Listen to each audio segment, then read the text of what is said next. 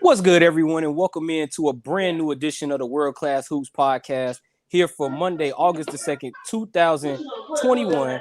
I'm your host, Chris Rouse, coming to you from my hometown of Chicago, Illinois. And as you can see on today's edition of the World Class Hoops podcast, I didn't come alone. I did not. I repeat, I did not come alone. He got a Chicago Fire jersey on. He's from Chicago. We're going to talk some Bulls. He's one of my good friends. He's the host of, there you see, the Joe with Joe Morning Show, Students to the Game Chicago. You can find him on social media at JoeStuff710. Yeah. He is Joseph Gregory. What's good, Joe? How you doing today, man? Thank you. I love the introduction. The only thing you're missing is the smoke machine. I thought I was gonna have the smoke machine. I was gonna come out the fog and everything.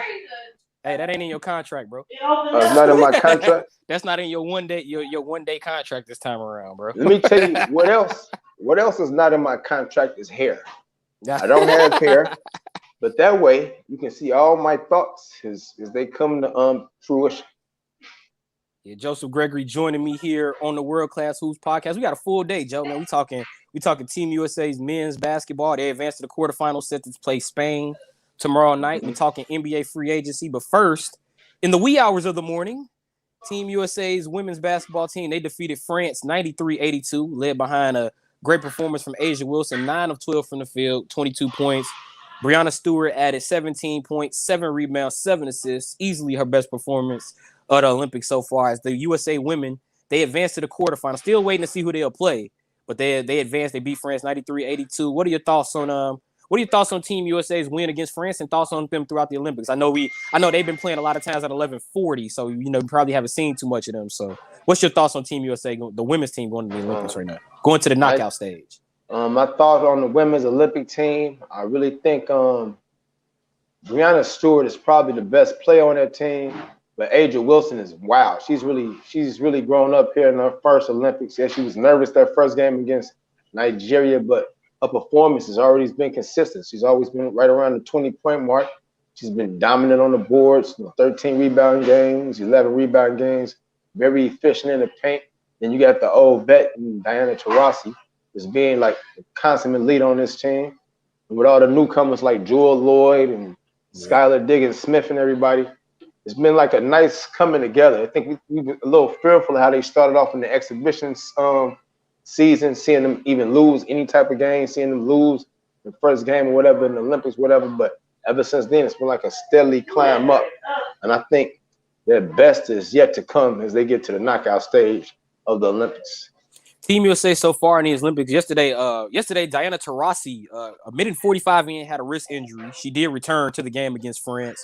But also for Team USA throughout the Olympics, it's been their size inside. Yesterday won the points in the paint battle, 46-30. In the game against Nigeria earlier, won 61-41 on the rebound battle. So for Team USA, just that trio of interior players, Brittany Griner, Breanna Stewart, and A'ja Wilson. Also in their backcourt, you mentioned Jewel Lloyd. Jewel Lloyd has been very good for the Storm in the WNBA. She's been struggling a little bit in the Olympics, as is Sue Bird. Sue Bird, I think coming into yesterday's game, she was shooting like 1 for 15. She was shooting 1 for 15 in the Olympics going into yesterday's game. So for Jewel Lloyd and Sue Bird, I don't know if I can feel bad about that when you're laughing at her just saying that, but go ahead. But I mean, they've been winning. She's finding ways to contribute. Had 13 assists in the first game. But for Jewel Lloyd and Sue Bird, how important do you think they'll be for Team USA? I mean, they're 3-0 so far in the Olympics. How important will they be going into the knockout stage? I mean, if you're Sue Bird, I mean, you're a great shooter for your career, right? You just hope that's a slump and she's due to break out any minute. But her still being on the court as the floor general, along with Jewel Lloyd, just the floor general. Being floor generals, getting everybody involved, and also being that first line of defense when they face the opposing team's backcourts or whatever. So that's all they really have to do. I think the shots are going to go down. They've been getting good shots. If you're talking about Sue Bird, the shots will go down eventually. But really just don't try to force anything just because you're struggling from the outside, knowing that you still have a real advantage inside with Breanna Stewart, with Brittany Griner, and A'ja Wilson. With their win last night, Team USA has now won 52 consecutive Olympic matchups. So USA women's basketball 52 straight wins in Olympic competition. Also on the quest for history, Diana Taurasi and Sue Bird. If USA wins the Olympics, they win gold this year. They'll be the first ever basketball players, men or women, to win 5 Olympic gold medals. So history on the line for Sue Bird and Diana Taurasi as they go along in this Olympics. On the men's side of things, it's been a few days. They played on Saturday, but don't let that score fool you, man. That score is a little misleading. They won 119-84, but that game was a lot closer. Czech Republic led 12-2. They led by 10 in the first quarter, led by 19-9 at one point. Czech Republic in the ball game shot 50% from the field, 44% from 3, led by Blake Schilb, who had 17 points, 15 of which came from 3. Tomas Sadorinsky had 12, but on a history-setting day, it was only right that Kevin Durant set the tone. He had 23 points, including the 3 that broke the record to put him ahead of Carmelo Anthony as Team USA's all-time Olympic scorer. What are some of your thoughts on Team USA's win over Czech Republic on Saturday? Starting to see easy money sniper Kevin Durant starting to settle in. Yeah, we see him go 8 of 11. Only missing from 3-point range. He still shot over 50% from there. He's a matchup nightmare for anybody in the NBA and international competition. You're 7 feet with that wingspan and that jump shot. Just about him getting to his spots. Hopefully he continues to do that. It'd be interesting to see what happens in this next round when you face Spain. Yeah. A rival that they've taken on in past Olympic matchups. And it's just going to be interesting to see if Spain tries to do something to take Kevin Durant away and force others to beat them. Not saying that won't be possible. You talk about other players like a Damian Lillard or Devin Booker or Jayson Tatum and all these other talented scorers that they have on this roster. I'm glad you mentioned Jayson Tatum because Jayson Tatum was the leading scorer for Team USA in their win against Czech Republic. He had 27 points. I thought Kevin Durant was the catalyst, though. I mean, I said, he hit the 3 to put them up 34-33. That also was the 3 that put him ahead of Carmelo Anthony as Team USA's all-time Olympic scorer. USA pretty much had this in hand in the second half. A 72-41 they outscored the Czech Republic in the second half. 35-17 in the third quarter. 5 players in double figures. Jayson Tatum, I talked about him last week on the show. He had 27 points in the game, 10 of 16 from the field, 5 of 10 from 3. And look at that. 10 of 16 from the field, 5 of 10 from 3. That means he shot 5 of 6 from the field. For me, I think Jayson Tatum, he could be a top 5 player in the NBA. Sometimes I think he's a little bit more reliant on the outside jumper, but I think he has been getting better at getting to the basket. What's your assessment on Jayson Tatum, having watched him through these Olympics? I think whenever you're like a budding superstar like Jayson Tatum, we've seen him, and we saw him in playing games, putting up 50 balls and everything.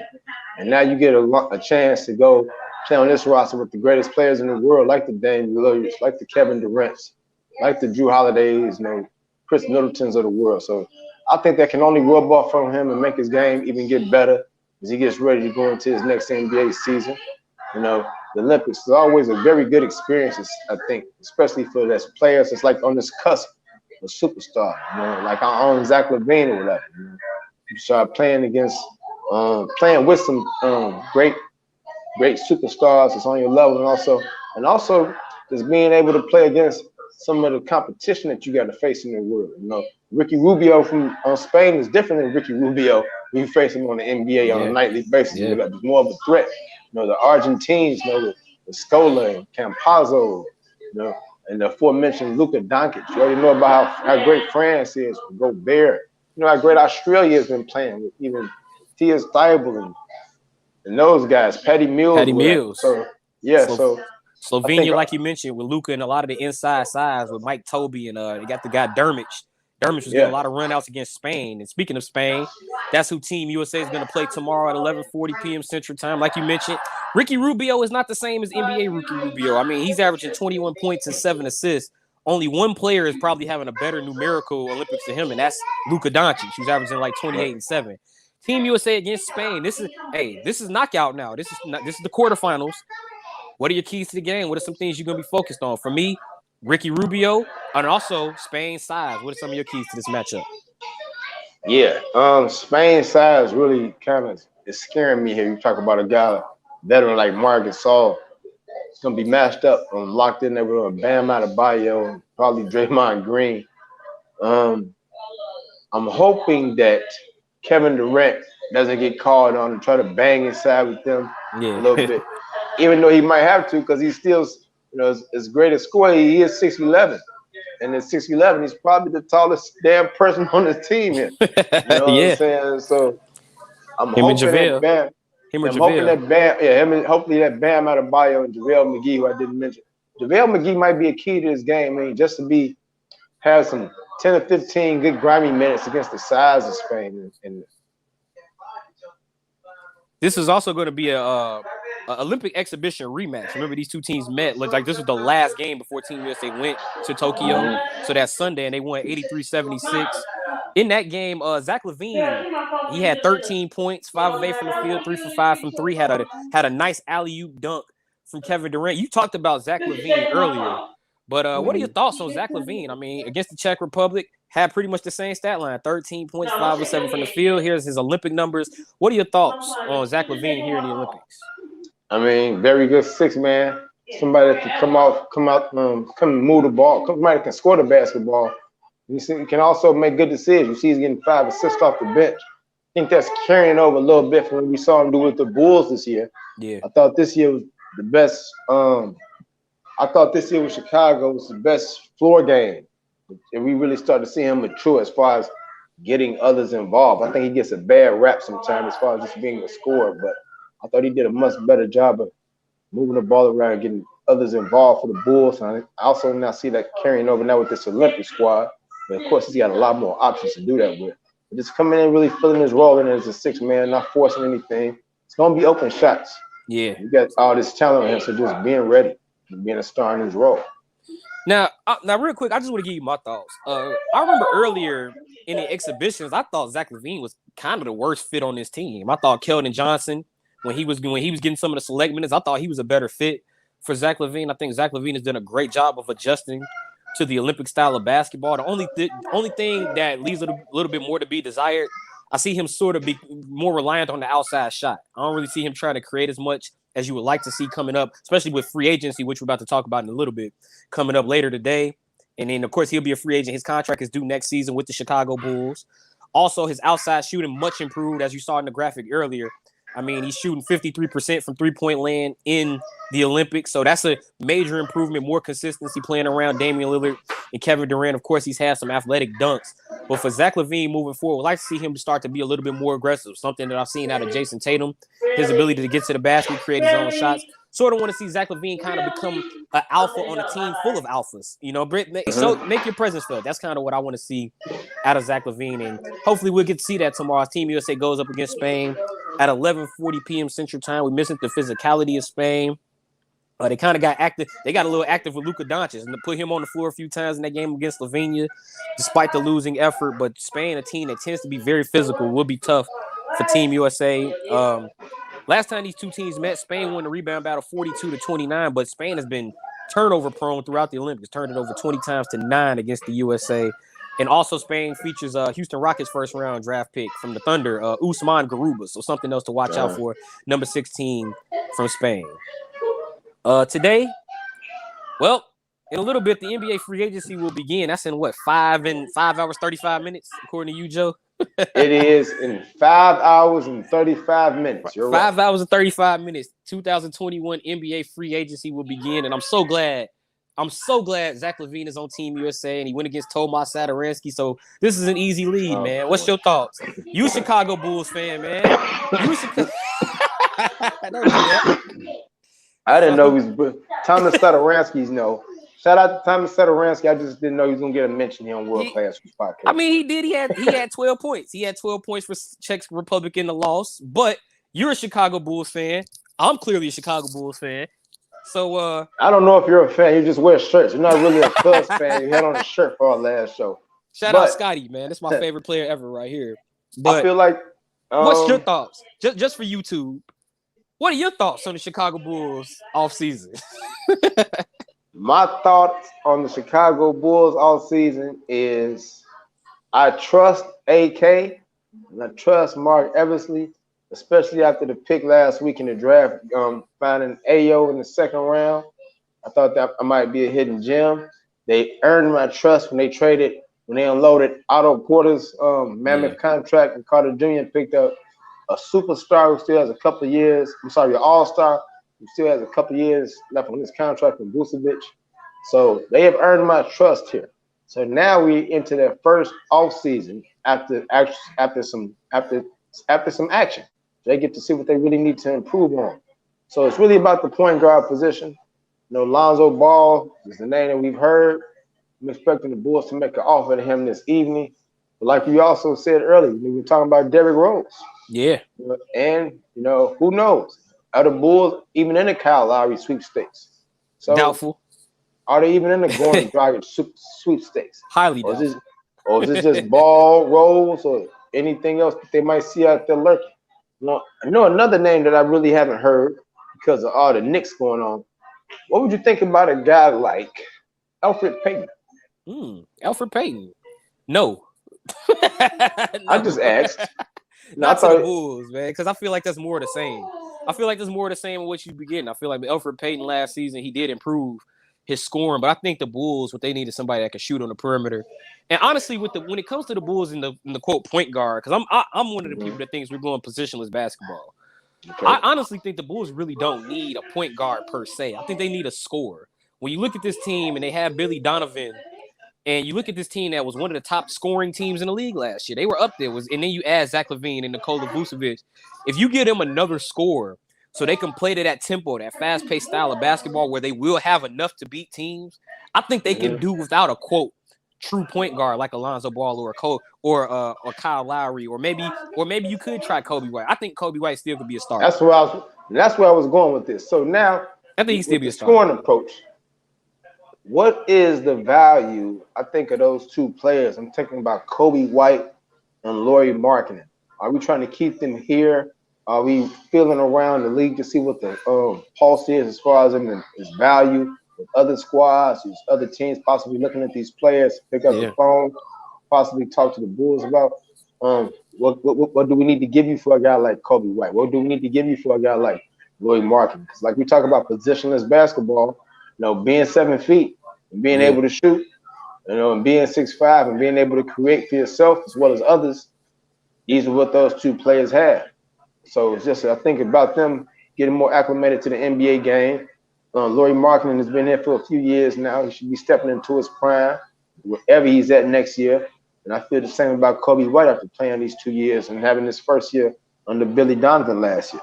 So I'm really expecting those players to take some steps, but it's just, are they going to be taking those steps in Bulls uniforms, or is it something else that we can exchange them for, try to bolster this roster now? When you mentioned Kobe White and Lauri Markkanen, for me, I just feel for Kobe White because I feel like he's had a bad rep. I mean, coming into the league, we knew he wasn't a half-court facilitator, so to speak. We knew he was a transition guy. We knew he was somebody that could push the tempo. And then coming into the league, this is third year in the league. He's on his second coach. He had Jim Boyle in his rookie year. He had Billy Donovan last year. I just think he needs a coach that has one mindset. Now he's out with it. He's going to be out 4 months with a shoulder injury. So that's going to take away from his time to learn the system and get on the court as well. So I think that's really going to hurt Kobe White. In regards to Lauri Markkanen, I think he's as good as gone. I think Lauri Markkanen, like you heard the rumors to Dallas like 2 months ago. So I think he's as good as going and out of Chicago. They did send him a qualifying offer, so they could possibly match it if somebody signs him. So in the long term, I think right now we're looking at Kobe White coming back, and I think they should work with him.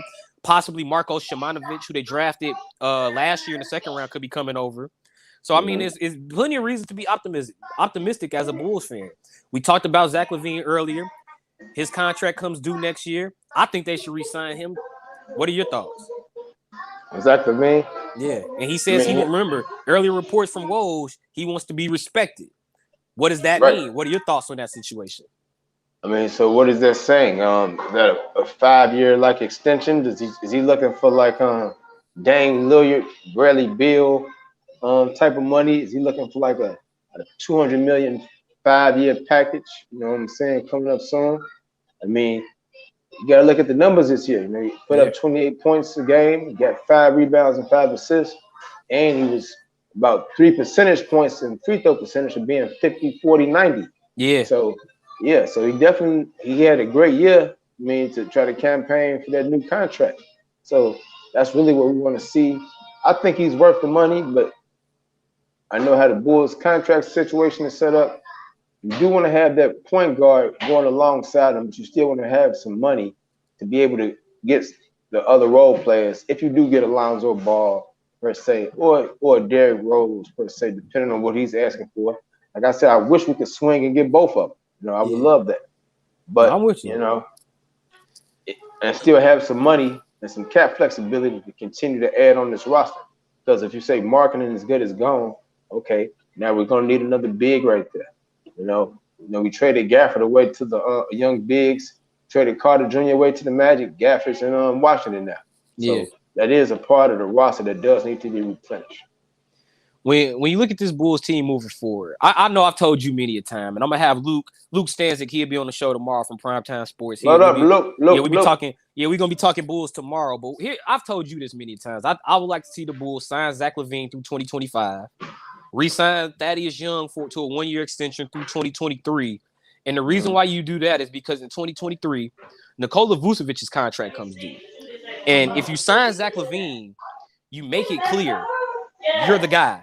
You're going to be the man on this team for the future, for the next 3-4 years. And then if you don't like what you have in that front court with Vucevic in 2023, you can revamp the front court with 2 moves. You got Patrick Williams has a team option, and then Vucevic is coming off the books. And then if you do sign Thaddeus Young, you can move him as a tradable piece.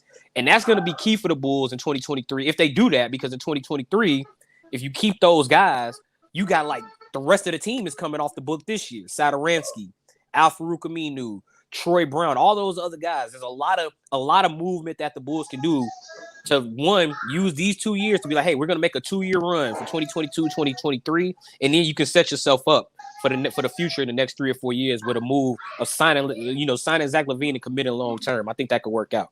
What are your thoughts on the Bulls long term? What would you like to see?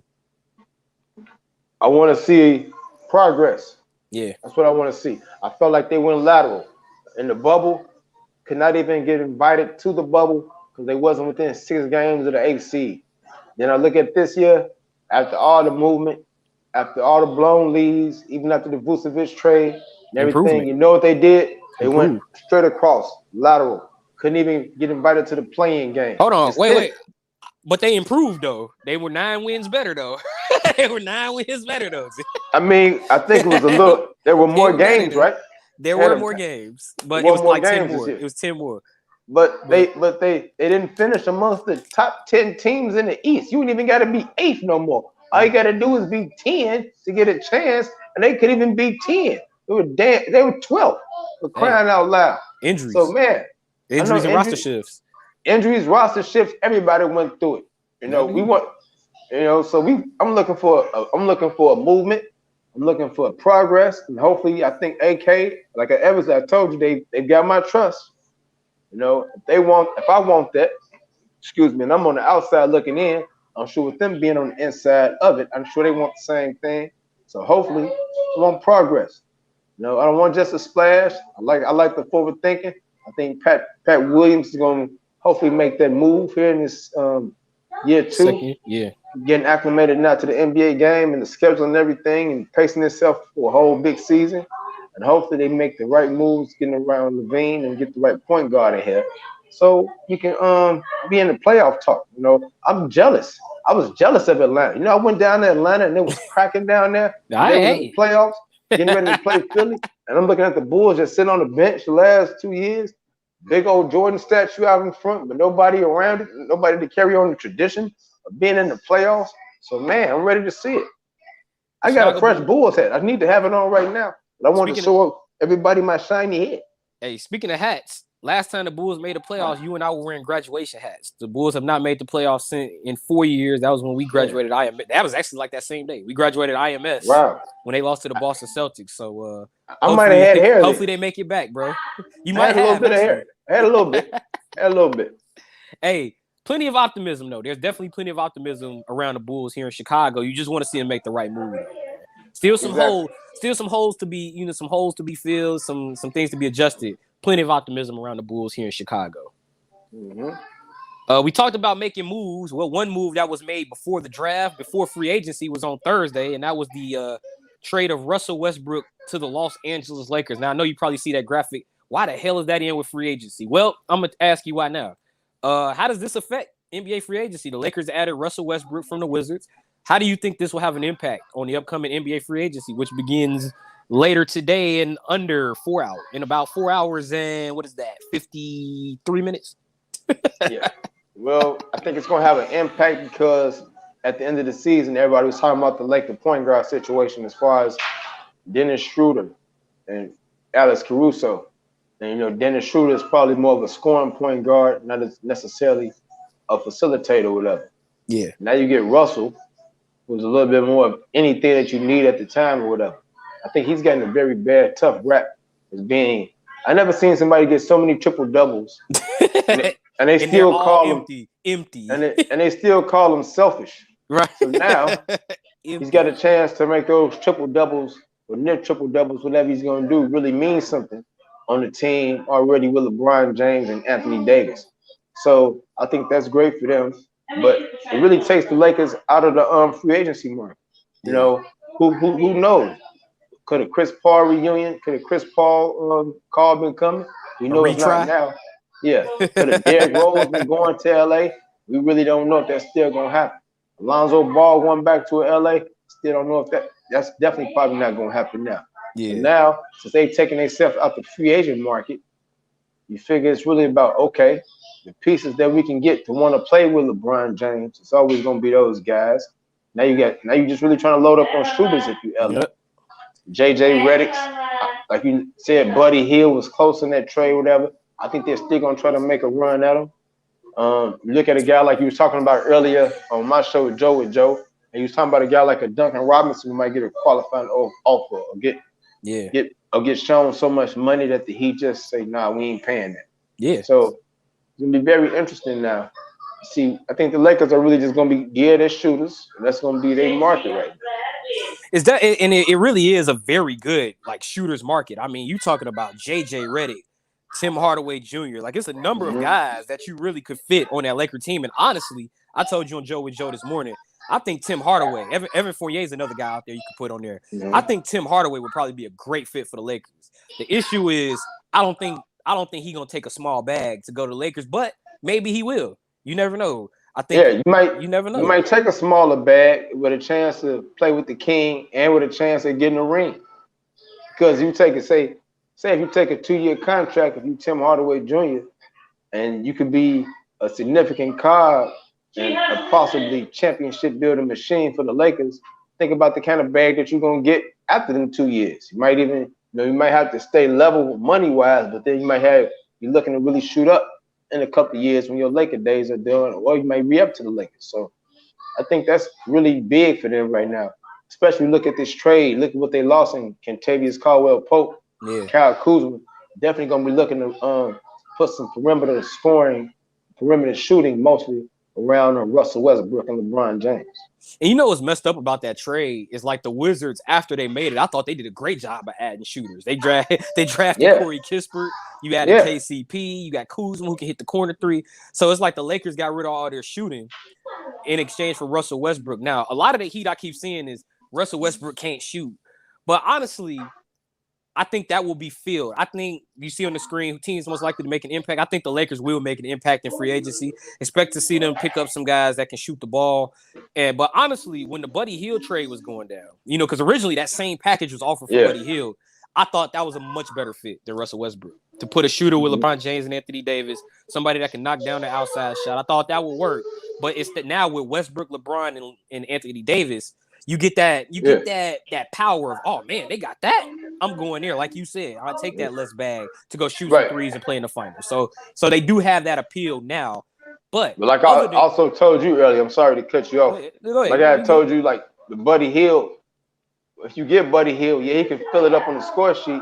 But who is he really making better? Exactly. I mean, he can get 25 points, but if he's having an off night, who is he really making better? And also, I haven't seen him in the playoff situation yet. Yeah. So I think the Lakers did well. I thought they chose right because, like you say, you can find more shooters in this league, but you can only find one Russell Westbrook. Exactly. And like I said, I thought they did well. Russell Westbrook, one of my all-time favorite players. I mean, this dude has averaged a triple-double 4 times. If he had titles, I think he would be easily a top 5. I think he's one of the greatest talents to have ever graced the NBA court. So that's a big pickup for the Lakers moving forward. Don't sleep on Russell Westbrook because he's getting older, man. He's still out here hooping, man.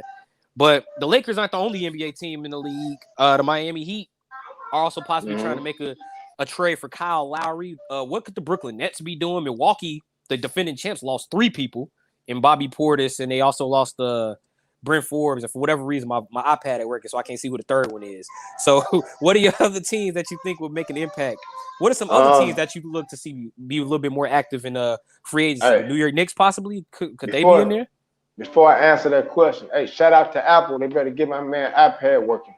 Oh, it's Samsung. Samsung, dog. It's back on. Well, it's back on now. It's back on. Bobby Portis leading that off. I'm wondering is he just going to he might take less of a bag now to stay with Milwaukee once they make their offer to him, just to be back in a role that he's comfortable with, and to know that he's going to possibly be competing for a championship. The Brooklyn Nets, I think it's really about the health of Kyrie, James Harden, and Kevin Durant. I feel like they'll try to fill some role player holes. I don't know what Bruce Brown's contract situation is there. I think Joe Harris is under their control for the next couple of years. Bruce Brown is restricted.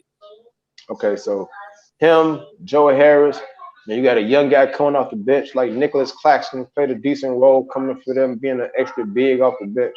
So I think for Brooklyn, it's really just about role players and fit. You got a guy like Jeff Green, pretty long in the tooth now. As he stay there, what's the value for a guy like that? And then you still got the old remnants of Lob City and Blake Griffin and DeAndre Jordan. So Blake's a free agent. Blake will be a free agent, but one of the guys that another one of the guys from Milwaukee, by the way, were Brent Forbes, PJ Tucker, and Bobby Portis.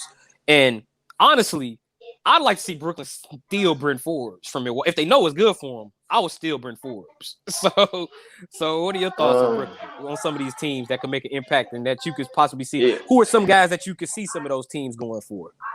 Brent Forbes can flat out shoot the ball. But what is he doing when he's not making 3-point shots? He got better scoring. He had a couple of hot games from Milwaukee in the playoffs, but as the rotation shortened and dwindled as they got into the finals against Phoenix, you really didn't see him playing that much. Once they decided, hey, we big as hell over Phoenix. We're going to start keeping Middleton and Holiday on the court. And PJ Tucker, as you was talking about somebody that Brooklyn could steal for. Imagine if Brooklyn was able to steal a guy like PJ Tucker, a guy that's in that role like kind of like a 5, but he's clearly not a 5. Shout out to Outball. Me and my good friend Outball from the line, man. We was having Outball. Shout out Outball, man. We were having a conversation yesterday at the lounge. Man, we was talking about PJ Tucker and him being a star in his role. Like, he's not a guy that has to score big points to have an impact on your team. And when he's hitting the sideball 3, oh hell yeah, I'm gonna take it. It's a surefire bonus. When we talk about PJ Tucker, he's that Patrick Beverly type that I want the job of trying to stop Kevin Durant. Even though I can't stop him, but I can make him work hard. I might be able to draw that big offensive foul against him because I'm working hard every possession to try to get at him. So can you imagine him being on Brooklyn, taking that away from Milwaukee, and then him possibly guarding a Giannis or possibly guarding a Middleton next year or whatever. So I think he's one of those pieces. Look at guys like Morris Twins. I think Jay Crowder still is under contract control. The glue people. Yeah, I think glue Mark guys. stays with the Celtics. It's Patrick Beverly moving on. The glue guys, the guys that don't need to really score to necessarily have an impact or positive impact on your team. I'm looking at my list of free agency. I mean, Chris Paul opted out. I'm there. Anybody want to sign me? Kawhi Leonard opted out. Kawhi Leonard opted out, but it's expected he'll re-sign with the Clippers. Chris Paul opted out, but it's a little unknown if he'll stay with Phoenix. Chances he'll stay with Phoenix or possibly go to the Knicks. That has been one of the teams he's been rumored and linked to. Plus, the Knicks have been trying. They were rumored they were trying to trade in the draft for a Colin Sexton. Chris Paul to the Knicks, possibly. What are your thoughts on that? I just Chris Paul and Tom Thibodeau. That might be a decent fit. Now, what do you do around that with your R.J. Barrett, Kevin Knox, We saw how Julius Randle blossomed under Tom Thibodeau last year. Does he keep going to keep moving up, playing better? Chris Paul, I think, can have the MP. He can also have a pretty, Chris Paul is he's a dog. Let's just say what it is. It's a Hall of Famer, dude, man. That dude's he's a Hall of Famer. That dude's a Hall of Famer. I mean, now does he have the same impact on Phoenix that he had on the Knicks if he went to the Knicks?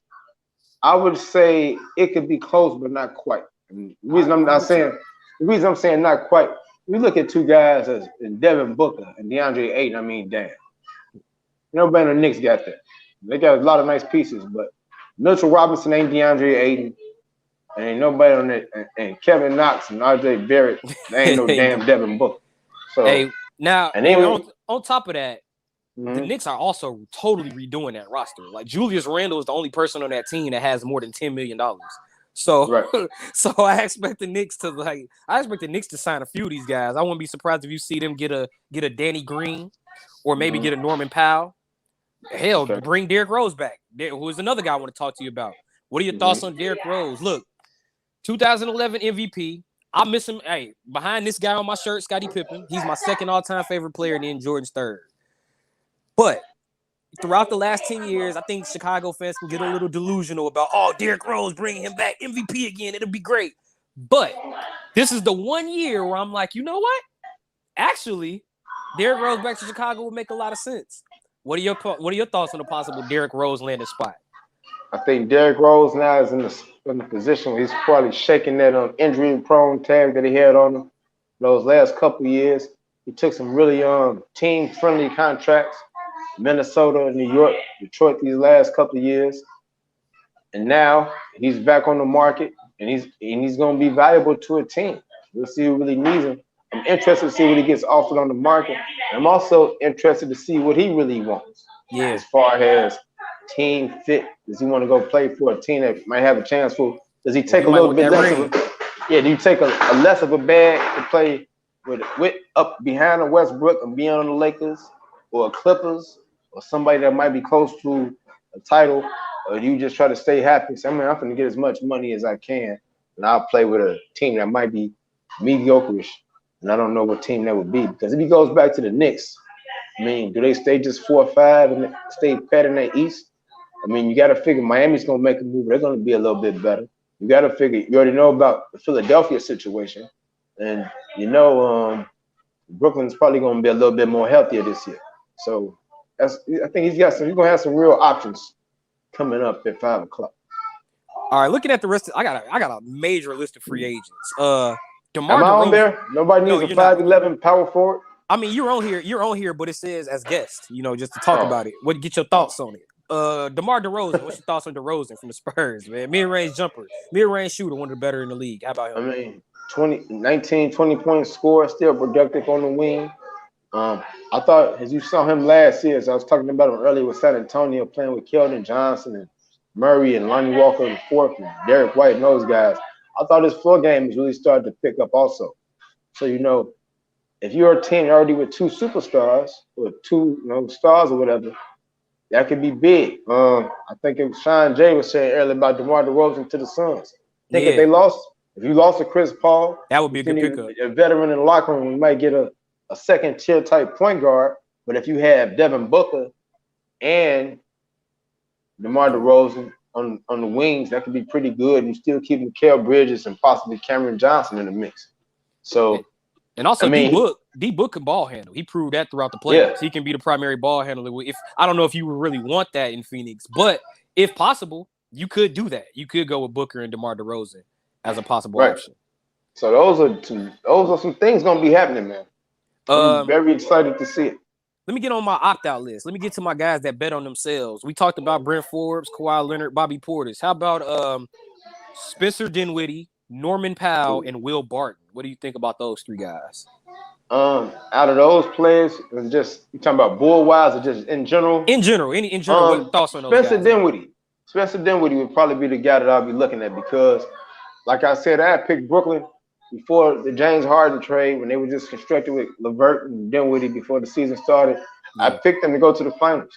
Spencer Dinwiddie got hurt. Yeah. James Harden came aboard. Really haven't heard about him. I think he's still a guy that has some very good basketball left in front of him. It'll be interesting to see what other teams around the league think. So that would be the one. Will Barton is interesting because I know he was injured a little bit towards the end of the year with for most of the season for Denver, but he's always been like I don't want to say that consummate bench player that can find a way to score for you off the bench and give you that energy off the bench. I really never looked at him as a starter, even though he did start at the end of the season for Denver almost by necessity because of the Jamal Murray thing. I feel the same way about him as I feel about Evan Fournier, who's also a free agent. I feel like he's a very good scorer. He's made, I don't want to say underrated because it's like he's right where he should be. I don't think he's the best scorer in the league, but he's solid. He's very good. Right, they're good scorers, solid scorers. So Will Barton and Evan Fournier are two guys I think you'll see get some really good looks in free agency. But of the guys I named Dinwiddie, Barton, and Powell. I think Norman Powell's the best one of those three. Norman Powell, from when he was in Toronto, sometimes he would be the de facto closer. He would be the guy you would see taking the shot at the end of the game, even when they had Kawhi. Sometimes he would be the guy where they would be like, "Hey, you take the outside shot because that's all we got, bro. They ain't gonna let us get it to Kawhi." So Norman Powell is somebody that he can play on both ends of the floor. He's a guy that can average 18 a game. He'd be a solid scorer for a team. Probably, I would think I would see Norman Powell probably somewhere out in the East, though. Somebody like a Philadelphia, somebody that could use that could need another scorer to go with Ben Simmons and Joel Embiid. And also, that's another team I haven't talked about. Philadelphia, Danny Green's on the market. So what are your thoughts about the Philadelphia 76ers with Green and Redick out here in free agency? Lou Will is out there. Do you bring somebody back or do you try something new? What you doing with Philadelphia? I mean, the first thing you got to do is tell your number one pick from a few years ago and say, look, man, get your ass in the damn gym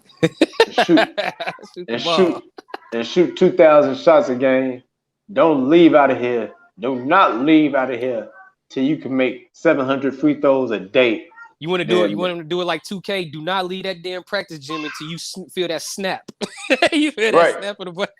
Because look at the guys that you just mentioned. You mentioned Danny Green. You mentioned Lou Will. Who else did you just say? Fournier and also JJ Redick. JJ Redick.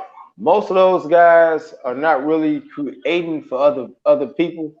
They're snipers for the most part. They're shooters. They're great scorers. We talk about Evan Fournier, JJ Redick. Those guys are scorers. Lou Will, another great scorer. Can they find somebody else that has the creativity to get other guys easy shots, as well as be able to feed and notice that they match up, that they got the best player on the floor most of the nights in Joel Embiid. So how do they work with all that? That's what I'm saying. Ben Simmons could be the answer to all that. I think he makes Danny Green better. If he had a guy like Evan, if he's driving and you're trying to collapse on him and Embiid, and you have a Lou Will or those guys, of course he makes all of them better. So I don't know. You know, this Philadelphia situation is going to be really something to watch. I've heard stories about Doc Rivers being loyal to his players almost to a fault. Almost costing teams games or series, which he probably might have did here. Ben Simmons, leaving them in the games, some of those late games. And I thought guys like Shake Milton and Tyrese Maxey in this first playoff were playing pretty well. So it's gonna be very interesting to see what Philadelphia does. I know they've been asking for like a king's ransom almost for Ben Simmons. And I'm like, it's been wild. I'll take Lamar right now. I would take Lamar with Ben Simmons because I think I can teach you how to shoot in 3 weeks. And Ben Simmons won't do it. 4 first-round picks, that's wild, bro. You want 3 stars and 4 first-round picks? Wow. That is wild. You know what I'm saying? So also the point guard, we keep talking about the Bulls, obviously, because we're from Chicago. So Denzel Valentine, Lowry Marketing, possible landing spots. Before I ask you for one bold prediction before we get up out of here. So Denzel Valentine and Lowry Marketing, thoughts on former Bulls, and also thoughts on the backup point guard market, where you're looking at like guys like Mike Conley, Lonzo Ball, Kyle Lowry, Derrick Rose, Dennis Schroeder. So thoughts on former Bulls and thoughts on the point guard market. Also Corey Joseph, throw him in there too. Lowry Marketing, I'm going with it. How about this? How about Lowry Marketing going to Portland? Okay. they've had some bigs that been getting sort of injured or whatever, Nurkic or whatever. Zach Collins. But Zach Collins is supposed to be like that stretch four who can never really seem to stay healthy. Enes Kanter's a free agent. Enes Kanter's a free agent. Probably a good change of scenery that if he can get out there and play alongside it. Damian Lillard's gonna have all the pressure if he's there. He can just go there and fill a role and be mature and get his shots. Yeah. In the West. And for Denzel Valentine, I think he'd be great in Philly. All last year, I said Denzel Valentine would be a good fit for Philly because I think people in Chicago soured on him that he wasn't what we thought he should have been. I mean, come on, he was number 14 first round pick. He never really quite lived up to what you thought you would get out of a first round pick. He was always hurt. But in my opinion, I thought he was the best shooter in terms of jump shot. Visually looking at his jump shot, had the best shot, and I thought he was a pretty good playmaker. So I think he has some use. I got two spots for Denzel Valentine. I know the second one is going to really surprise you. Okay, well, what you got? The first one I would say probably be San Antonio. I can see that. As well as the shooting prowess, we also got to remember Denzel Valentine went to Michigan State. He did. High IQ player. He was always a pretty good, decent floor general, but he just was always hurt here with the Bulls or whatever they're trying to do with the point guard position. Didn't really get a chance to show off his shine or whatever. Yeah. And the other spot I would be thinking also, because I was thinking about shooting. How about the Clippers? Hey. You come off the bench, baby. You might come off the bench and have an oversized backcourt. You may come off the bench in tandem with Mann and Kennard off that bench or so. You might be able to be a one or a lead combo guard on that type of squad out there in the West. Tyronn Lue, very good coach, knows how to use people. Really earn my respect here. And these playoffs able to beat the number one seed without your number one player. So those would be a couple of spots that I could look at for a guy like Denzel Valentine. All right, and then let's look at, before I ask you for one bold free agency prediction. The guards, I want to talk about the guards. Now, we talked before that, we talked about Derrick Rose. I said I could see him to Chicago. I also could only see him with Philly or the Lakers. So the other guards, I'm gonna go down the list. I got a list of them. Lonzo Ball. But go ahead. What was your thought? What was your thought first? Go ahead, and then we'll go. The name that really stood out to me, you named all them guards, was a guy like Mike Conley. Okay, dang, I got him right here. So go ahead. Now Mike Conley, he was second. So go ahead. So Mike Conley's a free agent, right? Yes, he is. Excuse me. So what's the value of a guy like a Mike Conley now? Does he go take a backup role? I mean, in the right situation, would he go take a backup role, possibly behind a Russell Westbrook? Say if he went to Milwaukee, behind a Drew Holiday just to be sniffing a ring, would you go play off the bench in Brooklyn? Behind the Kyrie and the James Harden as a table setter coming off the bench and fishing point guard. But I've always known Mike Conley as a starter type of guard. You don't think Utah running back? Because Utah is pushing heavily to resign. That's what's going on in that situation. I mean, I could see that also. Yeah. I mean, they had a good chemistry last year with him and Mitchell, and then whenever you feel like you need to bring that scoring, man, you just bring Jordan Clarkson in. So I think they had a pretty good chemistry, so I can see that. Lonzo Ball for the Bulls. Bulls for ball. Ball for the Bulls and the Bulls for ball. I think you got to do it. You got to try to pull it. Chances he stays in New Orleans with Josh Hart. Josh Hart is also restricted, but chances he stays in New Orleans with Zion Williams in the midst. All the reports about Zion's unhappiness and also I think. coach. I've been reading. I was looking at that situation a little bit this weekend as I was researching for the show or whatever.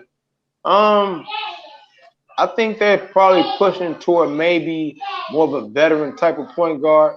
Maybe a guy like Corey Joseph to run with Zion. I'm glad you said that. He was next, so I'm glad you said that. I think the real big thing with New Orleans is, as you talk about this point guard and Zion's unhappiness, what do you do with a guy like B.I.? Who I was really high on? What do you do with a guy like Brandon Ingram? Because I've been hearing his name a little bit in some trade stuff as we get ready to start free agency tonight. But I think that's the guy that you really would like to hold on to. I think his best basketball is still ahead of him. So that's a very, very big name in that New Orleans thing. Yeah, I apologize about that. Technical difficulty real quick. So you got Corey Joseph. Corey Joseph. You just think he's a backup to New Orleans? Chances anybody else? You think the Lakers might take a shot on him? I mean, if you go to New Orleans, you might be able to start now because there's no Bledsoe there. And if Ball moves on, so you might be a starter in New Orleans. All right, so you got Corey Joseph. We talked Derrick Rose. Two more guys, and then we'll talk Kawhi Leonard. Then I'll get your bold prediction. Lou Williams. Sweet Lou. Lemon Pepper Lou, whatever you want to call it. Lemon Pepper Lou. Lemon Pepper Lou. One of the probably the best 6 man ever, but what do you think? I could see maybe Atlanta throwing a bag at him to try to run it back. Yeah. I think that's a good fit for them to have that veteran presence in the locker room, especially when you got a guy that's bagging up Trae Young. You're really not giving your the other team that you playing tonight no chance to really just say, okay, we straight now. Trae Young on the bench. Nah, Lemon Pepper Lou come in and give you 15 in the quarter real quick. Have you down or have you back in the game. So plus just the veteran presence. You saw him step up in the playoffs for him when Trae Young went down. So I think he could probably stay in Atlanta. Kelly Oubre, very interesting. Tsunami Poppy. He's a very good wing player. It's very, very interesting to see what Golden State does. They just had the draft. They got Moses Moody to guard out of Arkansas the other night. So now we know Klay Thompson is back. So it's almost I want to see that. Do they keep Kelly Oubre and move on to see if they can get something for Andrew Wiggins? Or do they keep Andrew Wiggins and then move on from Kelly Oubre and let him go in free agency? So I think that's a good question. Landing spot for Kelly Oubre. It's almost like I wish I knew Golden State's intentions. Right. I really don't know what they're doing because they backed out on the Ben Simmons trade. Then they drafted Kuminga in the front court. Yeah. So it's like you really don't know what Golden State is trying to do. You also don't know what's going on with Klay Thompson if he's going to play next season. So it's really up in the air. It really is kind of up in the air for the Golden State Warriors. And then lastly, anybody giving Dennis Schroeder that $100K, that $100 million? I mean. Anybody give him that $100 million? That $100M? I think if you see Dennis Schroeder get $100 million from a team, it's gonna be a team that's probably gonna be drafted in the top 14 next year. Or top 10. Oh, that's messed up. That's tough. Because that's a lot of money. The way these teams are coming out, you getting $100 million. You're supposed to be part. I'm on the big three then. Dennis Schroeder and the other two names, you got to hear them. So, where does he go to get all that money from? Does he go to? He was with the Lakers this year. The Lakers not finna give you $100 million. They finna let you go because then they got Russell Westbrook, and that's enough money right there with him and LeBron and AD. So, I don't know exactly what his. He's a great player. He can really score the ball. He is a little small, but the value. So what do you get? Where can you get the value and find somebody who's got enough money for him as well? Is his asking price? It's gonna be the thing for him. Yeah, that's a little steep. He didn't really play into $100 million money. Yeah, he didn't really play into that. He didn't really play into that kind of money throughout the NBA playoffs. So it's like I don't know where he. Like I'm with you. I don't know where you think he's getting $100 million, but he will be a solid pickup. I think you could see him probably end up on a team like a Orlando or Oklahoma City. Some of these teams that are kind of like rebuilding, like a Toronto maybe. Probably Toronto try to do something with him if that Dragic Kyle Lowry situation falls through. But I just don't think he'll get $100 million. If he does, he's gonna get it from a team like you said, probably gonna be picking in the lottery again next season. Kawhi Leonard, we talked about him. He opted out. What are your chances that Kawhi swerves everybody and leaves LA? What are your thoughts on the whole Kawhi Leonard situation? I would not be surprised at all if he swerved everybody and left. I'm kind of leaning. That's probably what he'll do. But then again, really. But then again, with Kawhi, he's so quiet. You don't know. You never know. Yeah. Are you friends with Uncle Dennis? Maybe you need to find Uncle Dennis. I was kind of thinking that he might try Portland, might try to go team up with Dame. I was thinking that, if they would have got eliminated or didn't make it as far as they wanted to in the West, which they probably didn't. But now, as you're being Kawhi Leonard, you're also knowing that, wow, we went that far and I wasn't available. Do I want to stay here and run it back? We got a lot of people here. We got Paul George, and it gave me everything I wanted to come here. Do I want to leave after these 2 years after not getting it done? Because I'm just a mercenary, and that's what I am. I've been hearing the Kawhi Golden State stuff. Yeah. You felt like if you pulled a sign and trade like that, if you was the Clippers to get rid of Kawhi Leonard, you feel like you're going to have to be bringing some type of hell of a haul back to come back with it. So Yeah. that's going to be a very, very interesting situation. You know, Kawhi is always a guy, you know, he's got a lot of options because of his talent. So He's great. Best he's players got, in the league. you know, he's going to have the Clippers. He's going to have, I think he might have the Clippers, Portland, and the Warriors all at his behest right now. All in They're the trying West. to figure out what to do. I wouldn't be surprised if you see the Knicks. If the Knicks can make something with Chris Paul happen, I wouldn't be surprised if you see a Chris Paul Kawhi. Like they try to make that happen. Yeah, I wouldn't be surprised either.